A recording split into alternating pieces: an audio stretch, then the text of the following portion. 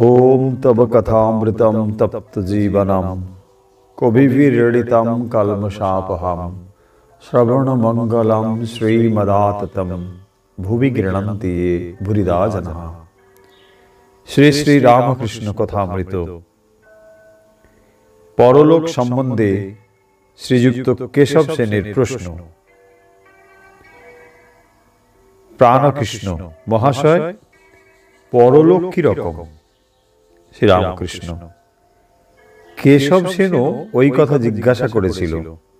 যতক্ষণ মানুষ অজ্ঞান থাকে, অর্থাৎ যতক্ষণ ঈশ্বর লাভ হয় নাই, ততক্ষণ জন্মগ্রহণ করতে হবে।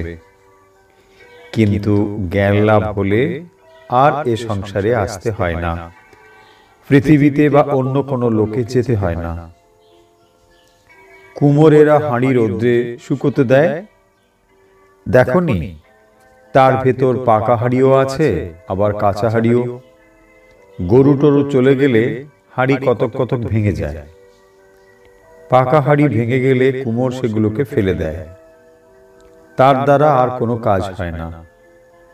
কাঁচা হাঁড়ি ভাঙলে কুমোর তাদের আবার লয়, নিয়ে চাকেতে তাল পাকিয়ে দেয়, নতুন হাঁড়ি আবার তৈয়ার হয়। তাই যতক্ষণ ঈশ্বর দর্শন হয় নাই, ততক্ষণ কুমোরের হাতে যেতে হবে, অর্থাৎ এই সংসারে ফিরে ফিরে আসতে হবে। সিদ্ধ ধান পুতলে কি হবে? গাছ আর হয় না। মানুষ জ্ঞানাগ্নিতে সিদ্ধ হলে তার দ্বারা আর নতুন সৃষ্টি হয় না, সে মুক্ত হয়ে যায়। পুরাণ মতে ভক্ত একটি, ভগবান একটি, আমি একটি, তুমি একটি। শরীর যেন সরা, এই শরীর মধ্যে মন, বুদ্ধি, অহংকার রূপ জল রয়েছে। ব্রহ্ম সূর্য স্বরূপ, তিনি এই জলে প্রতিবিম্বিত হচ্ছেন। ভক্ত তাই ঈশ্বরীয় রূপ দর্শন করে। বেদান্ত মতে ব্রহ্মই বস্তু, আর সমস্ত মায়া স্বপ্নবৎ অবস্তু। অহংরূপ একটি লাঠি সচ্চিদানন্দ সাগরের মাঝখানে পড়ে আছে। মাস্টারের প্রতি, তুমি এইটি শুনে যাও। অহং লাঠিটি তুলে নিলে এক সচ্চিদানন্দ সমুদ্র। অহং লাঠিটি থাকলে দুটো দেখায়, এ এক ভাগ জল ও এক ভাগ জল। ব্রহ্মজ্ঞান হলে সমাধিস্থ হয়, তখন এই অহং মুছে যায়। তবে লোক শিক্ষার জন্য শঙ্করাচার্য বিদ্যার আমি রেখেছিলেন। কিন্তু জ্ঞানীর লক্ষণ আছে। কেউ কেউ মনে করে আমি জ্ঞানী হয়েছি। জ্ঞানীর লক্ষণ কি? জ্ঞানী কারও অনিষ্ট করতে পারে না, বালকের মতো হয়ে যায়। লোহার খড়গে যদি পরশমণি ছোঁয়ানো হয়, খড়গ সোনা হয়ে যায়। সোনায় হিংসার কাজ হয় না। বাইরে হয়তো দেখায় যে রাগ আছে, কি অহংকার আছে, কিন্তু বস্তুত জ্ঞানীর ওসব কিছু থাকে না। দূর থেকে পোড়া দড়ি দেখলে বোধ হয় ঠিক একগাছা দড়ি পড়ে আছে, কিন্তু কাছে এসে ফু দিলে সব উড়ে যায়।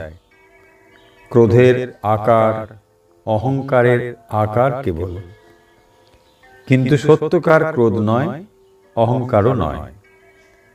বালকের আঁট থাকে না। এই খেলাঘর করলে কেউ হাত দেয় তো ধেই ধেই করে নেচে কাঁদতে আরম্ভ করবে, আবার নিজেই ভেঙে ফেলবে সব। এই কাপড়ে এত আঁট, বলছে আমার বাবা দিয়েছে, আমি দেব না। আবার একটা পুতুল দিলে সব ভুলে যায়, কাপড়খানা ফেলে দিয়ে চলে যায়। এই সব হলো জ্ঞানীর লক্ষণ। হয়তো বাড়িতে খুব ঐশ্বর্য, কোচ, কেদারা, ছবি, গাড়ি, ঘোড়া, আবার সব ফেলে কাশি চলে যাবে। বেদান্ত মতে জাগরণ অবস্থাও কিছু নয়। এক কাঠুরে স্বপ্ন দেখেছিল একজন লোক তার ঘুম ভাঙানোতে সে বিরক্ত হয়ে বলে উঠল, তুই কেন আমার ঘুম ভাঙালি? আমি রাজা হয়েছিলাম, 7 ছেলের বাপ হয়েছিলাম। ছেলেরা সব লেখাপড়া, অস্ত্রবিদ্যা সব শিখছিল। আমি সিংহাসনে বসে রাজত্ব করছিলাম। কেন তুই আমার সুখের সংসার ভেঙে দিলি? সে ব্যক্তি বললে, ও তো স্বপ্ন, ওতে আর কি হয়েছে? কাঠুরে বললে, দূর, তুই বুঝিস না। আমার কাঠুরে হওয়া যেমন সত্য, স্বপ্নে রাজা হওয়াও তেমনি সত্য। কাঠুরে হওয়া যদি সত্য হয়, তাহলে স্বপ্নে রাজা হওয়াও সত্য। প্রাণকৃষ্ণ জ্ঞান জ্ঞান করেন, তাই বুঝি ঠাকুর জ্ঞানের অবস্থা বলিতেছিলেন। এইবার ঠাকুর বিজ্ঞানীর অবস্থা বলিতেছেন।